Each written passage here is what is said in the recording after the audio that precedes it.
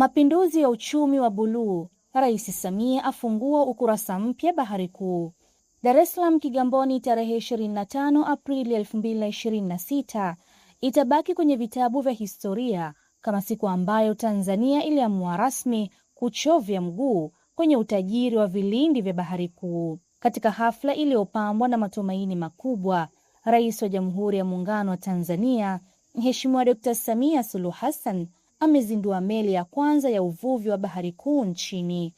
Zoezi hilo la ubonyezaji wa kitufe lililofanyika katika makao makuu ya Shirika la Uvuvi Tanzania Tafiko Kigamboni, si tu limezindua chombo cha madini, bali limezindua fursa mpya za ajira, biashara na usalama wa chakula kwa Watanzania. Meli ya historia, Tafiko na ndoto ya uchumi wa buluu.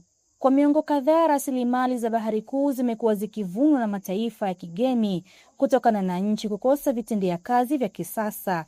Kupitia uongozi wa Dr. Samia Suluhu Hassan, Tafiko imefufuliwa na kupewa nguvu mpya. Nini maana ya uzinduzi huu? Uzalendo wa kiuchumi. Tanzania sasa itaanza kuvuna rasilimali zake yenyewe kama vile jodari, tuna, badala ya kutegemea mrabaha mdogo kutoka kwa meli za nje. Ajira kwa vijana. Meli hii inafungua mlango wa ajira kwa mabaharia, wataalamu wa uvuvi na viwanda vya usindikaji samaki nchi kavu.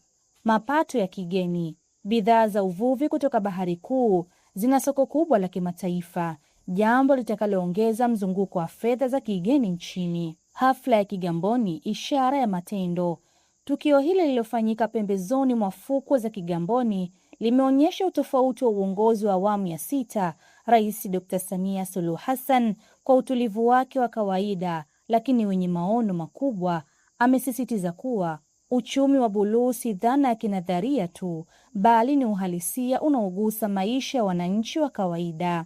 Leo tumeweka msingi. Meli hii ni kielelezo cha nia yetu ya dhati ya kumfanya mvuvi wa Kitanzania kuwa mshiriki mkuu wa uchumi wa dunia.